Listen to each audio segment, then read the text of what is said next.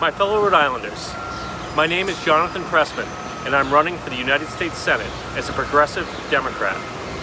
For too long, our government from the top down has put the interests of the rich ahead of those of the middle class, and the interests of the establishment ahead of those of its constituents.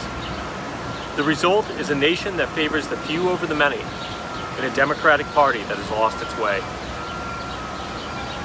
While Wall Street enjoys record profits, the working class continues to be marginalized. And while the people are calling for change, our political elites in Rhode Island and elsewhere remain tone deaf. Centrist politics always benefit the right, and, inevitably, the rich. Such is the case in Rhode Island, where our own democratic establishment continues to stifle our will for change. I will not tolerate this for another second, and neither should you. What we need is a new deal for Rhode Island, starting with an increase in the federal minimum wage to $15 an hour. Starvation wages aren't cutting it anymore. Instead of giving away our hard-earned tax dollars to billionaires, which is probably about as productive as flushing our money down the toilet, I will fund free higher education. Instead of strengthening the military-industrial complex and those who hold stock in it, I will fund new infrastructure projects right here in Rhode Island, such as rebuilding the 6 and 10 connector, increasing RIPTA and commuter rail service, and rebuilding and repairing our crumbling roads, bridges, and railways. I will take full advantage of our harbor in Providence, which happens to be the second deepest port in the nation. This will allow Rhode Island to become a hub of global shipping, which will attract a wealth of domestic and international investment in our state. I will push for the legalization of marijuana as a taxable resource to reduce our staggering national debt. And I will battle day and night for Medicare for all, because healthcare is a human right, not a privilege of the few. Some of you will no doubt be skeptical of my proposals. I don't blame you. For years, we've been fed the same crap about how it's impossible or impractical for a government to help its citizens. We've been labeled radicals for wanting the same things that every other country in the developed world has. And we've been fed the worst lie of all, that the rich deserve success and security, and that the poor are lazy. As a result, our country has the lowest rate of upward mobility in the Western world. If you are poor, you are likely to die poor. And if you are a person of color, then you are likely to end up more sociologically disadvantaged than your parents, no matter how hard you work. It's time to send the great-granddaddy of all zombie lies, trickle-down economics, back to the grave forever. If you want to rebuild an economy, you start from the bottom up. You fund the people who actually spend money and don't hoard it, which is you and me. The key to funding a new deal for Rhode Island and for the rest of America is amazingly simple and will be accomplished by taking 2 easy steps. First, we must compel the rich to pay their fair share of taxes, and therefore end the toxic culture of corporate welfare. If a full-time employee still has to be on food stamps, then who is the real welfare recipient? The company that employs them, that's who. If billionaires, corporations, and CEOs want free handouts, they're going to have to earn them through fair labor practices. After all, charity starts at home, doesn't it? Second, I will work ceaselessly to end the costly wars, /wasteful military spending, and break the back of the cancerous military-industrial complex. A recent bombing raid in Syria cost about $500 million, which is enough money to replace all of the lead piping in Flint, Michigan about 10 times over. Which would you rather have?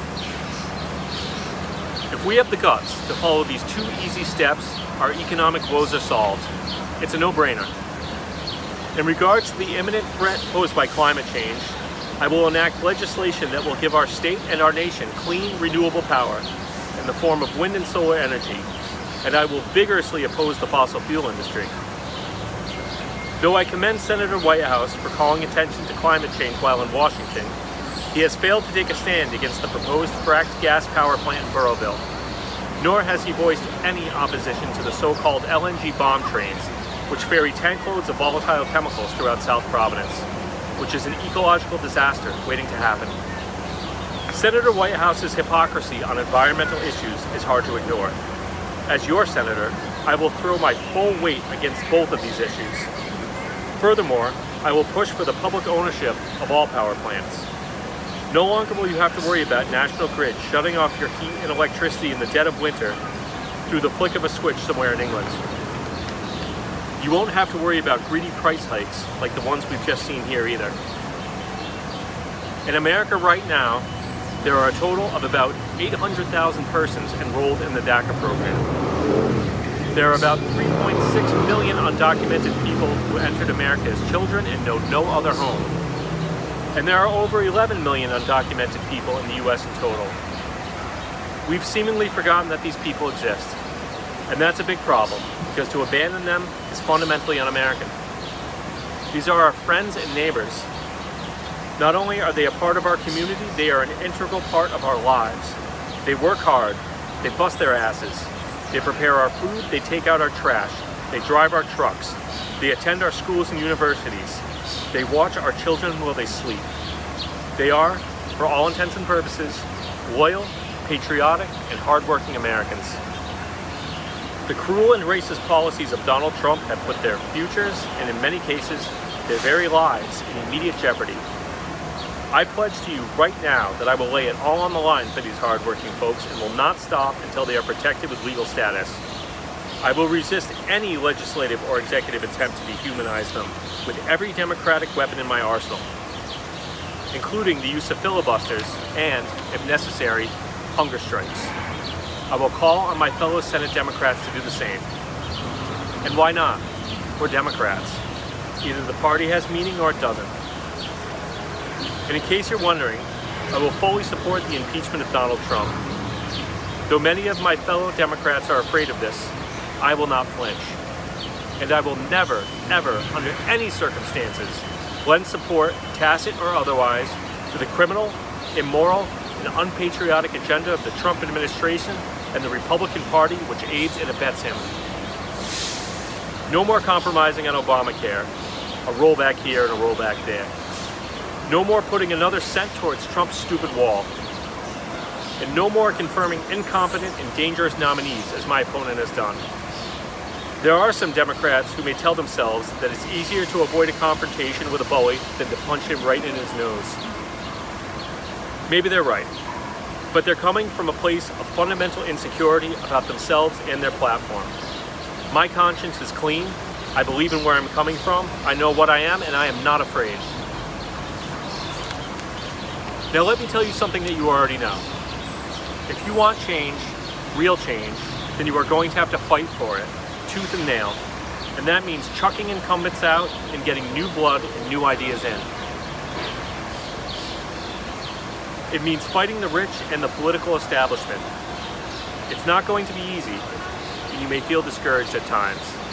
And when that happens, I want you to remember who you are and what you are not. You are not a commodity. You are not a statistic on a spreadsheet or a number on a profit margin. You are a human being. You are somebody, a unique individual with hopes and dreams and aspirations, and a human heart and a human spirit, a person with a voice that will be heard and felt in every home and school and workplace and unemployment line in Rhode Island on Election Day. I don't want you to get discouraged. I don't want you to give up. And I don't want you to stay home. I want you to fight back. Thank you.